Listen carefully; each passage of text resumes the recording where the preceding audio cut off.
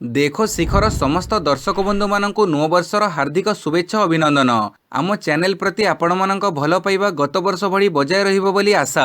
वर्तमान आरंभ करिबा नूतन वर्षर 30 टी बड़ खबर।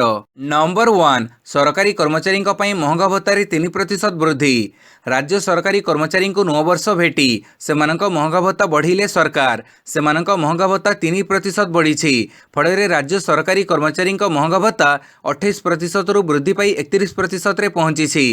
कर्मचारी माने वर्धित महंगा भत्ता पिछला भावे गत जुलाई मासरू पाइबे। पेंशनभोगी टीआईबी 3% वृद्धि नहीं घोषणा। यह द्वारा 7.5 लाख सरकारी कर्मचारी और पेंशनभोगी उपकृत हेबे। यह सहित सप्तम वेतन कमिशन बाबद 30% बकेया अर्थ प्रदान करने पई मध्य निष्पत्ति होईछि। मुख्यमंत्री एने घोषणा करिसंती। यह द्वारा राज्यर 4 लाख सरकारी कर्मचारी उपकृत हेबे। सूचना योग्य जे कर्मचारी माने सप्तम वेतन कमिशन अनुसार जनवरी 2016 रु अगस्त 2017 मध्य वर्धित दरमार 50% पाई सारिछंती। नंबर 2 शिक्षकों पर लागू है सप्तम वेतन कमिशन। शिक्षकों पर लागू है सप्तम वेतन कमिशन। काली राज्य कैबिनेट रे निया जाइछि गुरुत्वपूर्ण निष्पत्ति। यह द्वारा एडेड बेसरकारी हाईस्कूल उच्च प्राथमिक स्कूल मद्रासा एवं एडेड बेसरकारी कॉलेज शिक्षक उपकृत हेबे। शिक्षक मानक सहित अणशिक्षक कर्मचारी मध्य नूतन वेतन पाइबे। नूतन वर्धित वेतन 1/1/2022 रु लागू हेबो। यह द्वारा 26,000 स्कूल शिक्षक और अणशिक्षक एवं 16,664 कॉलेज शिक्षक और अणशिक्षक उपकृत हेबे। एथिपई राज्य सरकार को 292 कोटी अतिरिक्त व्यय पड़िबो। नंबर 3 5 महानगर निगम रे बस्ती बासिंदा को जागा मिशन रे मिलिबो घर। काली राज्य कैबिनेट बैठक में 9 गुरुत्वपूर्ण प्रस्ताव रे मोहर लागिछि। 5 महानगर निगम पई जागा मिशन को कैबिनेट रे मंजूरी दिया जाइछि। 5 महानगर बस्ती बासिंदा को जागा जोगैबे सरकार। महानगर निगम मानकरे बास करुथबो बस्ती बासिंदा मानक पई केवल जे भूमि अधिकार सुरक्षित करा जाई परिबो ताहा नुहे बरं सेमानको प्रधानमंत्री आवास योजना माध्यम रे गृह निर्माण सहायता मध्य जोगै दिया जाई परिबो। एतद्वारा 5टी महानगर निगम अधीन 938 गोटी बस्ती में बसवास करुथबा प्राय 1,90,000 परिवार अंतर्गत 8,58,000 बस्ती बासिंदा उपकृत हो पारिबे। एही कार्य 6 मास समयसीमा मध्य संपूर्ण करा जिवो।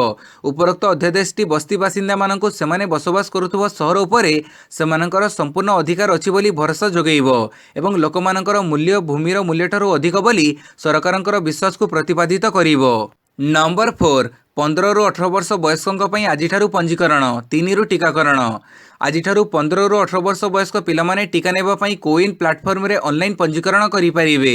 प्रधानमंत्री नरेंद्र मोदी 25 डिसेम्बर करिथिबा घोषणा अनुसार 15 रु 18 वर्ष वयस्क पिलामानक पई सोमवार 3 तारिख ठारू टीकाकरण आरंभ करा जिवो। ऑनलाइन पंजीकरण न करि पारिले जनवरी 3 रु टीकाकरण आरंभ हेबा परे निजे टीका केन्द्र को जाई कोविन ऑफलाइन पंजीकरण लाभ नहीं पारिबे। जो मानकर जन्म 2007 किंबा ता पूर्वरु होईछि केवल सही माने ही टीका नेबा पई योग्य अटंती। 15 रु 18 वर्ष बयस वर्गर जनसंख्या को केवल कोवैक्सीन ही दिया जिवो। 28 दिन पर ही सेमाने द्वितीय डोज नेबा पई योग्य हेबे। राज्य माने 15 रु 18 वर्ष वयस्क पिलामानक पई स्वतंत्र कोविड टीकाकरण केन्द्र प्रतिष्ठा करि परिबे। पाणीपाग सूचना आजिठु बदलिबा पाग पुणी फेरिबो शीत। पुणी फेरिबो शीत आजिठु राज्य रे बदलिबो पाग।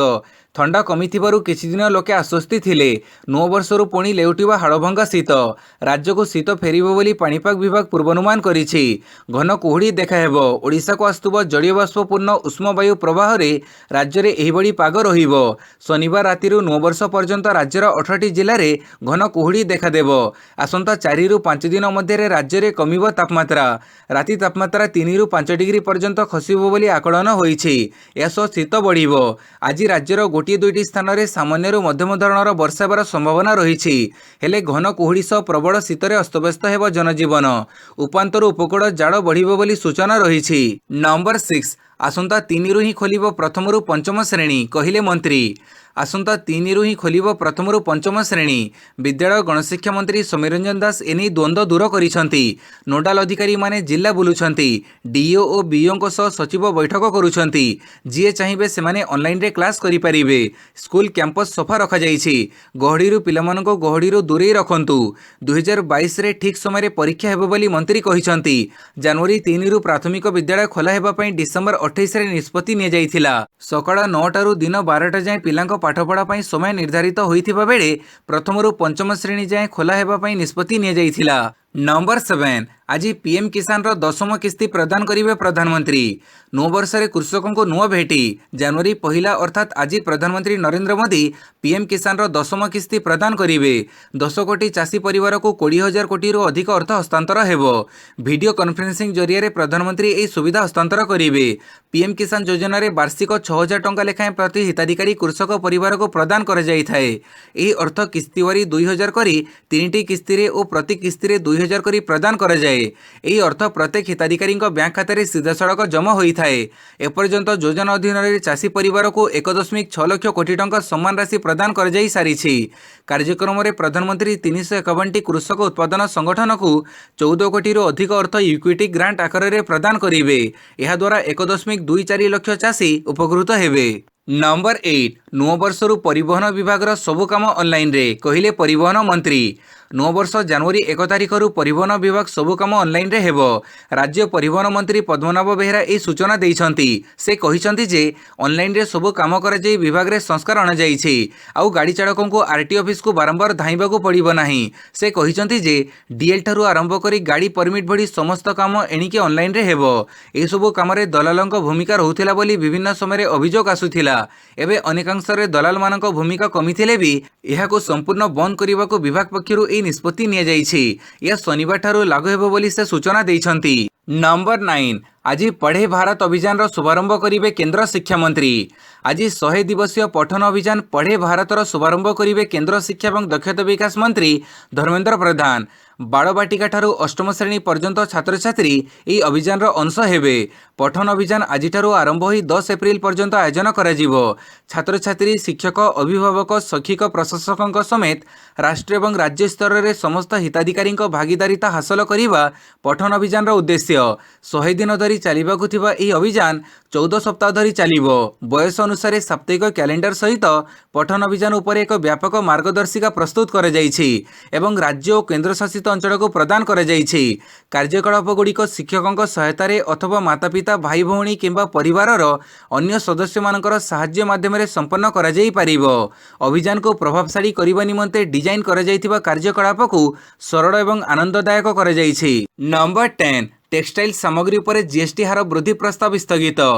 टेक्सटाइल व बस्तर उपरे प्रस्तावित जीएसटी हार 5% रु 12% को वृद्धि निष्पत्ति को स्थगित रखा काली अर्थमंत्री निर्मला सीतारमण अध्यक्षता अनुष्ठित जीएसटी परिषदर 46तम बैठक में ए संपर्कित निष्पत्ति को स्थगित रखा परिषदर परवर्ती बैठक अर्थात 47तम बैठक में एने निष्पत्ति हेबार संभावना रही। ए संपर्क में केंद्र अर्थमंत्री निर्मला सीतारमण कहिसंती जे टेक्सटाइल उपरे जीएसटी हार संपर्कित मामला को टैक्स रेट रैशनलाइजेशन कमिटी को प्रेरण कराजिबो। आसंता फेब्रुआरी सुधा कमिटी निजर रिपोर्ट दाखल करिबो। आसंता 1 तारिखरू टेक्सटाइल सामग्री उपरे वर्धित जीएसटी लागू पई प्रस्ताव थिला किंतु राज्य मानकर विरोध जोगु ए निष्पत्ति को स्थगित रखा जाइथिबा जणा जाइछि। नंबर 11 ग्राम्य उन्नयन विभाग पुनर्विन्यास सबु ब्लॉक रे रहिबो सब डिविजन। ग्राम्य उन्नयन विभाग पुनर्विन्यास प्रस्ताव को काली राज्य कैबिनेट अनुमोदन करिसंती। प्रस्ताव अनुसार राज्यर समस्त 314टी ब्लॉक रे आरडी सब डिविजन कार्यालय रहिबा सह प्रत्येक सब डिविजन अधीन रे 2 जण जूनियर इंजीनियर कार्य करिवे। या सहित रायगढ़ रे एक नुआ सर्कल सृष्टि उदळ बांसपाड़ और बणाई ठारे 3टी नुआ डिविजन और 8टी क्वालिटी कंट्रोल डिविजन स्थापन को मध्य राज्य कैबिनेट अनुमोदन करिसंती। एसबु निमंते जूनियर इंजीनियर और ईआईसी पर्यंत पाहियारे मोट 142टी नुआ पदवी सृष्टि कराजिबो। एथिबें कैबिनेट मंजूरी प्रदान करिसंती जहाफଳରେ ग्राम्य उन्नयन विभाग रे मंजूरी प्राप्त इंजीनियरिंग पदवी संख्या 1447 रु 1633 को वृद्धि पाइबो। नंबर 12 फेब्रुआरी 28 सुधा करिपारिबे आयकर रिटर्न ई वेरिफिकेशन। आयकर रिटर्न बा आईटीआर दाखल अवधि को आउ वृद्धि कराजिबनी। शुक्रवार मध्याह्न सुधा मोट 5.64 कोटी आईटीआर दाखल होईछि। केवल शुक्रवार 20 लाख आईटीआर दाखल होईछि। शेष 1 घंटा मध्य 3 लाख आईटीआर दाखल करा जाईछि। तेबे जो माने 2019-20 आर्थिक वर्षर आईटीआर दाखलर ई वेरीफाइड करि नाहंती सेमाने एही प्रक्रिया को 2022 फेब्रुआरी 28 सुधा शेष करि परिबे। आयकर विभाग एथिपई टिकसदातांको अनुमति देइछि। नंबर 13 क्लिनिकल ट्रायल ପାଇଁ ଭୁବନେଶ୍ୱର ଏମ୍ସକୁ ମନୋନୀତ କଲା ICMR. Indian council of medical research ପକ୍ଷରୁ ପୂର୍ବ ଭାରତରେ ବିଭିନ୍ନ ପ୍ରକାରର ଟିକା ଓ ଔଷଧର କ୍ଲିନିକାଲ ପରୀକ୍ଷଣ ପାଇଁ ଏମ୍ସ ଭୁବନେଶ୍ୱରକୁ ମନୋନୀତ କରାଯାଇଛି। ଏନେଇ ବିଧିବଦ୍ଧ ପ୍ରକ୍ରିୟା ଆରମ୍ଭ କରିବାକୁ ଆଇସିଏମ୍ଆର୍ ପକ୍ଷରୁ ଏମ୍ସ ଭୁବନେଶ୍ୱରକୁ କୁହାଯାଇଛି। ନୂଆବର୍ଷ ପୂର୍ବରୁ ଏହା ଏମ୍ସ ଭୁବନେଶ୍ୱର ପାଇଁ ଆଉ ଏକ ସଫଳତା। ଏହି ପ୍ରକ୍ରିୟା ସମାପ୍ତ ହୋଇଗଲେ କୋଭିଡ୍ ମହାମାରୀ ଭଳି ବିଷମ ପରିସ୍ଥିତି ସହ ଲଢ଼ିବାରେ ଏହା ପ୍ରମୁଖ ଭୂମିକା ଗ୍ରହଣ କରିବ। ଏହି ବ୍ୟବସ୍ଥା ଅନୁଯାୟୀ ଭୁବନେଶ୍ୱର ଏମ୍ସରେ ବିଭିନ୍ନ ପ୍ରକାରର ଟିକା ଔଷଧ ସମେତ ବିଭିନ୍ନ ପ୍ରକାର ଚିକିତ୍ସା ସମ୍ପର୍କିତ ପରୀକ୍ଷା ନିରୀକ୍ଷା କରାଯିବ, ଯାହାକି ଜାତୀୟ ସ୍ତରରେ ରାଜ୍ୟର ନାମକୁ ମଧ୍ୟ ଉଜ୍ଜ୍ୱଳ କରିବ। ନମ୍ବର 14 ଏହିସବୁ ଲକ୍ଷଣ ଥିଲେ ତୁରନ୍ତ କୋଭିଡ୍ ଟେଷ୍ଟ କରିବାକୁ କହିଲା କେନ୍ଦ୍ର। ଦେଶରେ କୋଭିଡ୍ ସଂକ୍ରମଣ ବଢ଼ୁଥିବାରୁ କାଲି କେନ୍ଦ୍ର ସ୍ୱାସ୍ଥ୍ୟ ସଚିବ ରାଜେଶ ଭୂଷଣ ସବୁ ରାଜ୍ୟର ମୁଖ୍ୟ ସଚିବଙ୍କୁ ଚିଠି ଲେଖି ଟେଷ୍ଟ ବଢ଼ାଇବାକୁ କହିଛନ୍ତି। ଏହାସହ କେଉଁ ସବୁ ଲକ୍ଷଣ ଥିଲେ ଲୋକମାନେ ତୁରନ୍ତ ଟେଷ୍ଟ କରିବେ ସେ କଥା ମଧ୍ୟ ସେ ଚିଠିରେ ଉଲ୍ଲେଖ କରିଛନ୍ତି। ଶ୍ରୀ ଭୂଷଣ ଚିଠିରେ କହିଛନ୍ତି ଯେ କୋଭିଡ୍ର ସାମାନ୍ୟ ଲକ୍ଷଣ ଦେଖାଯିବା ମାତ୍ରେ ତୁରନ୍ତ ଜଣେ ବ୍ୟକ୍ତି ନିଜକୁ ଆଇସୋଲେଟ୍ କରିବା ଦରକାର। ଏହା ବାଦ ଜ୍ୱର, ମୁଣ୍ଡବିନ୍ଧା, ଗୋଡ଼ରେ ସମସ୍ୟା, କାଶ, ଶ୍ୱାସକ୍ରିୟାରେ ସମସ୍ୟା, ଶରୀରରେ ବିନ୍ଧା, ସ୍ୱାଦ, ଘ୍ରାଣ ଶକ୍ତି ଚାଲିଗଲେ ଓ ଡାଇରିଆ ଲକ୍ଷଣ ଦେଖାଯିବା ମାତ୍ରେ ତୁରନ୍ତ କୋଭିଡ୍ ଟେଷ୍ଟ କରିବା ପାଇଁ ପରାମର୍ଶ ଦିଆଯାଇଛି। ସେହିପରି ରିପୋର୍ଟ ନ ଆସିବା ପର୍ଯ୍ୟନ୍ତ ଜଣେ ବ୍ୟକ୍ତିଙ୍କୁ ଆଇସୋଲେସନରେ ରହିବାକୁ ହେବ। ନମ୍ବର 15 ରାଜ୍ୟରେ ଚିହ୍ନଟ ହେଲେ 228 ନୂଆ ଆକ୍ରାନ୍ତ। ରାଜ୍ୟରେ ଦିନକ ମଧ୍ୟରେ 228 ଜଣ ନୂଆ ଆକ୍ରାନ୍ତ ଚିହ୍ନଟ ହୋଇଛନ୍ତି। ଅନୁଗୁଳରୁ 2, ବାଲେଶ୍ୱରରୁ 1, ଭଦ୍ରକରୁ 2, ବଲାଙ୍ଗୀରରୁ 1, ବୌଦ୍ଧରୁ 2, କଟକରୁ 12, ଦେବଗଡ଼ରୁ 6, ଢେଙ୍କାନାଳରୁ 4, ଗଜପତିରୁ 3, ଗଞ୍ଜାମରୁ 5, ଜଗତସିଂହପୁରରୁ 1 ଓ ଯାଜପୁରରୁ 2 ଚିହ୍ନଟ ହୋଇଛନ୍ତି। ଝାରସୁଗୁଡ଼ାରୁ 9, କେନ୍ଦ୍ରାପଡ଼ାରୁ 2, ରାୟଗଡ଼ାରୁ 1, ସମ୍ବଲପୁରରୁ 6, ସୁନ୍ଦରଗଡ଼ରୁ 15 ଓ ଷ୍ଟେଟପୁଲରୁ 26 ଜଣଙ୍କୁ ଚିହ୍ନଟ କରାଯାଇଛି। ସାରା ଭାରତରେ ଗତ 24 ଘଣ୍ଟା ମଧ୍ୟରେ 16,764 ନୂଆ ଆକ୍ରାନ୍ତ ଚିହ୍ନଟ ହୋଇଛନ୍ତି। ଏଥିସହିତ 220 ଜଣ ଆକ୍ରାନ୍ତଙ୍କର ମୃତ୍ୟୁ ଘଟିଛି। ଦେଶରେ କୋଭିଡ୍-19ର ଓମିକ୍ରନ୍ ପ୍ରକରଣରେ ଆକ୍ରାନ୍ତ ବ୍ୟକ୍ତିଙ୍କ ମଧ୍ୟରୁ ଜଣଙ୍କର ମୃତ୍ୟୁ ଘଟିଛି। ନମ୍ବର 16 ବିଦାୟୀ ଡିଜିପି ଅଭୟଙ୍କୁ ମିଳିଲା ନୂଆ ନିଯୁକ୍ତି। ବିଦାୟୀ ଡିଜିପି ଅଭୟଙ୍କୁ ନୂଆ ନିଯୁକ୍ତି ଦେଇଛନ୍ତି ମୁଖ୍ୟମନ୍ତ୍ରୀ ନବୀନ ପଟ୍ଟନାୟକ। ତାଙ୍କୁ ନାର୍କୋଟିକ୍ସ ଡ୍ରଗ୍ସ ସମ୍ପର୍କିତ ରାଜ୍ୟ ଟାସ୍କ ଫୋର୍ସର ଅଧ୍ୟକ୍ଷ ଭାବେ ନିଯୁକ୍ତ କରାଯାଇଛି। ମୁଖ୍ୟ ସଚିବ ପାହ୍ୟାର ପଦବୀରେ ତାଙ୍କୁ ଏହି ନିଯୁକ୍ତି ମିଳିଛି। ଡିଜିପି ଭାବେ ଅଭୟଙ୍କର କାଲି ଥିଲା ଶେଷ କାର୍ଯ୍ୟ ଦିବସ। ସେ କାଲି ଅବସର ନେଇଥିଲେ। ତା ପୂର୍ବରୁ ସେ କଟକସ୍ଥିତ ପୁଲିସ ମୁଖ୍ୟ କାର୍ଯ୍ୟାଳୟରେ ନୂଆ ଡିଜିପି ସୁନୀଲ ବଂଶଲଙ୍କୁ ଦାୟିତ୍ୱ ହସ୍ତାନ୍ତର କରିଥିଲେ। ସୁନୀଲ ବଂଶଲ ହେଉଛନ୍ତି 1987 ବ୍ୟାଚ୍ର ଓଡ଼ିଶା କ୍ୟାଡରର ଆଇପିଏସ୍ ଅଫିସର। ସେ ମୟୂରଭଞ୍ଜ ଏସ୍ପି ଥିଲେ।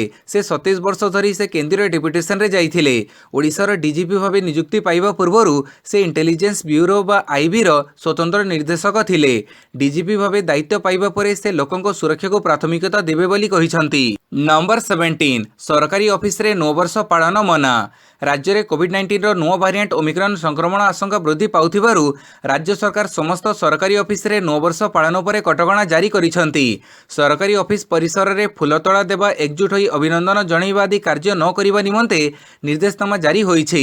ସମସ୍ତ ସରକାରୀ ଅଫିସରେ ନୂଆବର୍ଷ ପାଳନ ଉପରେ ସମ୍ପୂର୍ଣ୍ଣ କଟକଣା ଜାରି ହୋଇଛି। ସରକାରୀ ଅଫିସରେ କର୍ମଚାରୀମାନେ ନିଜର ସହଯୋଗୀ ଓ ବରିଷ୍ଠ ଅଧିକାରୀଙ୍କୁ ଭର୍ଚୁଆଲ ମୋଡରେ ନୂଆବର୍ଷ ଅଭିନନ୍ଦନ ଜଣାଇବାକୁ ପରାମର୍ଶ ଦେଇଛନ୍ତି। ଏହି ନିର୍ଦ୍ଦେଶନାମା ମୁଖ୍ୟମନ୍ତ୍ରୀ ଓ ମୁଖ୍ୟମନ୍ତ୍ରୀଙ୍କ କାର୍ଯ୍ୟାଳୟ ସମେତ ସବୁ ବିଭାଗୀୟ ସଚିବ, ବିଭାଗୀୟ ମୁଖ୍ୟ ଦପ୍ତର, ଆରଡିସି ଏବଂ ଜିଲ୍ଲାପାଳମାନଙ୍କ ନିମନ୍ତେ ଜାରି ହୋଇଛି। ଫଳରେ ବ୍ଲକ ସ୍ତରରୁ ରାଜ୍ୟ ସ୍ତର ପର୍ଯ୍ୟନ୍ତ କୌଣସି ସରକାରୀ ଅଫିସରେ ନୂଆବର୍ଷ ପାଳନ ହୋଇପାରିବ ନାହିଁ। ନମ୍ବର 18 ଏନ୍ଡିଏ ପରୀକ୍ଷାରେ ଓଡ଼ିଆ ପୁଅ ଟପର। ନ୍ୟାସନାଲ ଡିଫେନ୍ସ ଏକାଡେମୀ ଅର୍ଥାତ୍ ଏନ୍ଡିଏ ଓ ନାଭାଲ ଏକାଡେମୀ ପରୀକ୍ଷାରେ ଟପର ହୋଇଛନ୍ତି ଓଡ଼ିଆ ପୁଅ ଓମକାର ଆଶୁତୋଷ। ଓମକାର ଆଶୁତୋଷଙ୍କ ବାପା କର୍ଣ୍ଣେଲ ଅରୁଣ ରୟ ହେଉଛନ୍ତି ଜଣେ ଅବସରପ୍ରାପ୍ତ ସେନା ଅଧିକାରୀ। ତାଙ୍କ ଘର ହେଉଛି ପୁରୀରେ। ସେ ପୁରୀର ଏକ କନଭେଣ୍ଟ ସ୍କୁଲରେ 7ମ ଶ୍ରେଣୀ ପର୍ଯ୍ୟନ୍ତ ପାଠ ପଢ଼ିଥିଲେ। ଏହାପରେ ସେ ଡେରାଡୁନକୁ ପଢ଼ି ଯାଇଥିଲେ। ସେଠାରେ ସେ ଦ୍ୱାଦଶ ଶ୍ରେଣୀ ସମାପ୍ତ କରି ସର୍ବଭାରତୀୟ ପ୍ରବେଶିକା ପରୀକ୍ଷା ଦେଇଥିଲେ। ନମ୍ବର 19 ଆନ୍ଦୋଳନ ପ୍ରତ୍ୟାହାର କଲେ ଡାକ୍ତର। ସର୍ତ୍ତମୂଳକ ଭାବେ ଦିଲ୍ଲୀ ଓ ଦେଶର ବିଭିନ୍ନ ସ୍ଥାନରେ ଆନ୍ଦୋଳନ କରୁଥିବା ରେସିଡେଣ୍ଟ ଡାକ୍ତରମାନେ କାଲି ଏହାକୁ ପ୍ରତ୍ୟାହାର କରିଛନ୍ତି। ଆନ୍ଦୋଳନକୁ ପ୍ରତ୍ୟାହାର କରି ସେମାନେ ସରକାରୀ ହସ୍ପିଟାଲକୁ କାମ କରିବାକୁ ଫେରିଛନ୍ତି।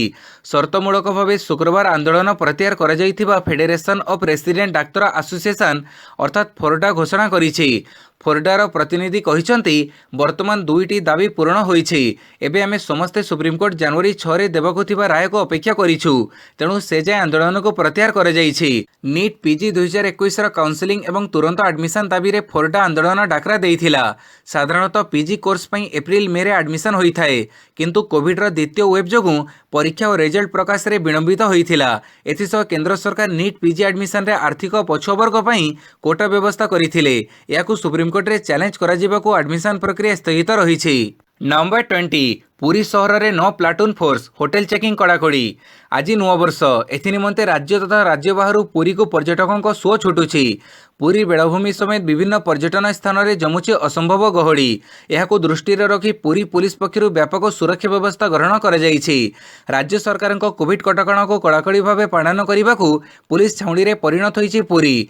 आज पुरी सहर में 9 प्लाटून फोर्स मुतयन कर समग्र सहर को 13टी सेक्टर विभक्त कर प्रति सेक्टर में जड़े इन्स्पेक्टर बेलाभूमि में जड़े डीएसपी 2 इन्स्पेक्टर और 3 प्लाटून फोर्स मुतयन रहिबे। शाही लोकों छड़ा अन्य 4 चकिया गाड़ी को संपूर्ण ब्यान कर जीरो नाइट सेलिब्रेशन को राज्य सरकार पक्षर बारण कर बेले प्रति होटेल जांच होउछि। म्युनिसिपल अधिकारी और पुलिस को नहीं गठित 10टी टीम होटेल चेकिंग करुछंती। एने होटेल मालिकों सह मध्य आलोचना हेउछि। कटकणा उल्लंघन हेबा नजर आसिले नियाजिबो दृढ़ कार्यानुष्ठान। नंबर 21 फीका पड़िबो नुआवर्ष सेलिब्रेशन जगी रहिछि पुलिस।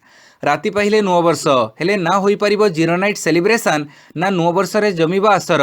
केवल घरे रही नुआवर्ष पाड़िबा को कही सबु सेलिब्रेशन उपरे कटकणा लगई देले सरकार।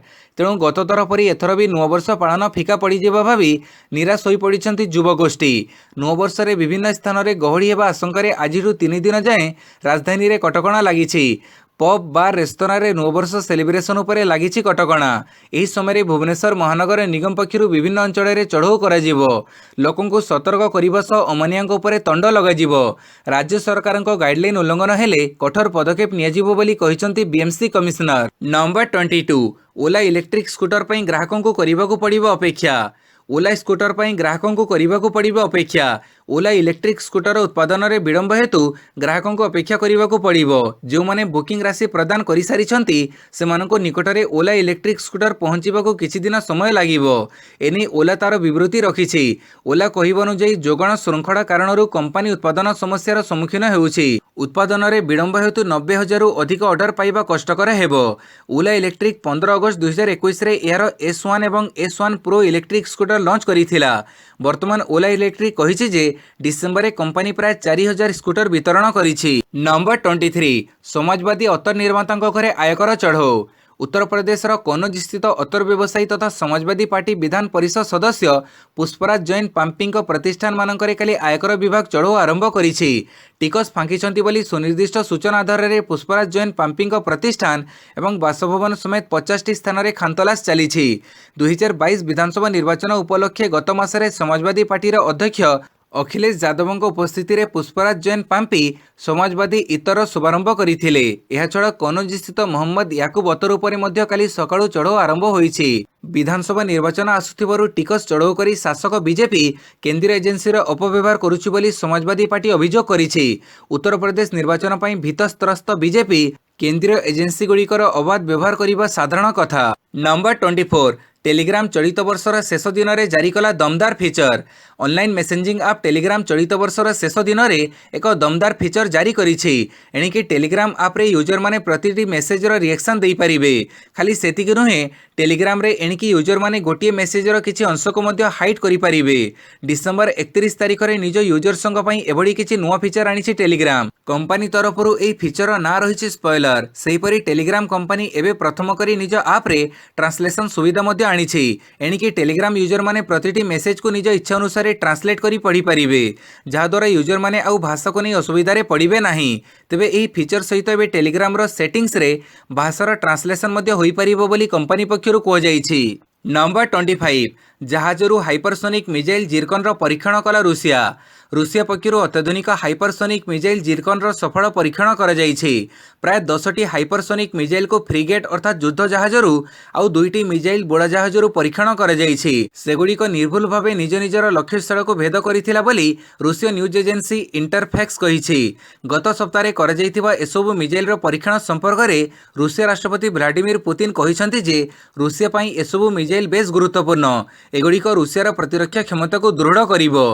हाइपरसोनिक क्षेपणास्त्र गुड़िक शब्दर बेगर 5 गुणा बेगरे गति करिपारिबो। एहाको विश्वर अत्याधुनिक मिसाइल डिफेन्स सिस्टम गुड़िक मध्य भेद करने को सक्षम बोली कहुजाउछि। नंबर 26 रूस यूक्रेन आक्रमण कले अमेरिका और तार मित्र माने निर्णायक मुकाबिला करिवे कहिले बाइडेन।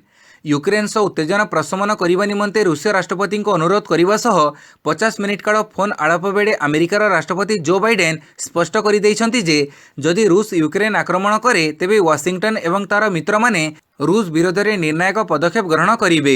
गुरुवार विवृत्ति में व्हाइट हाउस प्रेस सचिव जेन साकी कहते आज राष्ट्रपति जोसेफ आर बाइडेन रूसर राष्ट्रपति व्लादिमीर पुतिन कथबार्ता बेले यूक्रेन सह उत्तेजना प्रशमन करने को अनुरोध करिसेंती। विवृत्ति में आहरी मध्य उल्लेख अछि रूस जदि यूक्रेन आक्रमण करे जुक्तराष्ट्र अमेरिका एवं तार मित्र राष्ट्र माने निर्णायक मुकाबिला करिवे बोली बाइडेन स्पष्ट कर देइछंती। ऑस्ट्रेलिया टीम रे पशिला कोविड, स्टार बैट्समैन पॉजिटिव। ऐतिहासिक आशेष सीरीज रे गोटे पर गोटे कोविड मामला बढ़िबारे लागिछि। चतुर्थ टेस्टर ठीक पूर्वरु एबे ऑस्ट्रेलिया को बड़ झटका लागिछि। दलर star batsman Travis head Covid रे आक्रांत होइछंती। आसंता 5 तारिखरु सिडनी रे खेला जिबाकु थिबा चतुर्थ टेस्ट रे हेड खेली पारिबे नाही। तांका स्थान रे क्रिकेट ऑस्ट्रेलिया मिचेल मार्श, निक माडिसन एवं जोश इंग्लिश को सामिल करिछि। अन्यपटे इंग्लैंड टीम रे मध्य कोविड संक्रमणर 7 मामला सामना को आसीबा परे कोच सिल्वरवुड को आइसोलेशन रे रखा जाइछि। ऑस्ट्रेलिया विपक्ष चतुर्थ टेस्ट रे से टीम सह रहिबे नाही। Number 28 under 19 Asia cup, Sri Lanka को हरी भारत चैंपियन। पुणी थे अंडर 19 एशिया कप जीति टीम इंडिया। काली दुबई अंतर्जातीय क्रिकेट स्टेडियम रे खेला जाइतिबा फाइनल मैच रे यस धुलंक टीम इंडिया श्रीलंका को 9 विकेट रे परास्त करिछि। एथिसह अष्टम थर पई अंडर 19 एशिया कप जीतिबार सौभाग्य अर्जन करिछि टीम इंडिया। 50 ओवर विशिष्ट यह मैच को वर्षा जोगो अधारू 38 ओवर करा जाइथिला। श्रीलंका 38 ओवर 9 विकेट हरई केवल 106 रन करि पारिथिला। यापर डीएल नियम अनुसार भारत को 32 ओवर 102 रन टार्गेट मिलिथिला। याको टीम इंडिया 1 विकेट हरई 63 बॉल पूर्व हासिल करि नैछि। नंबर 29 दक्षिण आफ्रिका विपक्ष दिनिकिया सीरीज खेलिबेनी रोहित। टेस्ट भड़ी आहत समस्या जो दक्षिण आफ्रिका विपक्ष दिनिकिया सीरीज बाद पड़ी टीम इंडिया सीमित ओवर अधिनायक रोहित शर्मा। बीसीसीआई रोहित को दिनिकिया अधिनायक पद देवा परे दक्षिण आफ्रिका विपक्ष सीरीज से अभियान आरंभ करिथान्ते। हेले रोहित आहत होइतिबारु दक्षिण आफ्रिका विपक्ष 3 मैच विशिष्ट दिनिकिया सीरीज रे KL Rahul team India command संभाळिबे। सेहीपरि जसप्रीत बुमराह को टीम इंडिया उप अधिनायक करा जाइछि। भारतीय टीम एवं दक्षिण आफ्रिका रे टेस्ट सीरीज खेलुछि। 3 मैच विशिष्ट यह सीरीज प्रथम मैच रे दल विजय होइछि। या परे द्वितीय टेस्ट जनवरी 3 रु जोहान्सबर्ग और तृतीय टेस्ट जनवरी 11 रु केपटाउन रे आरंभ हेबो। टेस्ट सीरीज पर 3 मैच विशिष्ट दिनिकिया सीरीज जनवरी 19 तारिख आरंभ हेबो। नंबर 30 भारत ठारू मैच हारिबा परे टेस्ट क्रिकेट छाड़िले डिकॉक। भारत विपक्ष सेंचुरियन टेस्ट हारिबा परे दक्षिण आफ्रिकार wicket keeper batsman Quinton de Kock बड़ घोषणा करिसेंती। डिकॉक अचानक टेस्ट क्रिकेट रु सन्यास घोषणा करिसेंती। डिकॉक निज परिवार सह अधिक समय बितेबाकू चाहती। एथिपे से बड़ निष्पत्ति नैथिबा क्रिकेट दक्षिण आफ्रिका सूचना देइछि। भारत विपक्ष सेंचुरियन टेस्ट रे डिकॉक यथाक्रमे 34 और 21 रन करथिले। डिकॉक कहिसेंती दिनिकिया क्रिकेट रे देश पई प्रतिनिधित्व करिबा जारी रखिबी। भारत विपक्ष टेस्ट सीरीज रो बाकी मैच पई साथी खेलाड़ी को शुभेच्छा जणाउछि। भिडियोटी को संपूर्ण देखिथिबारु बहुत बहुत धन्यवाद।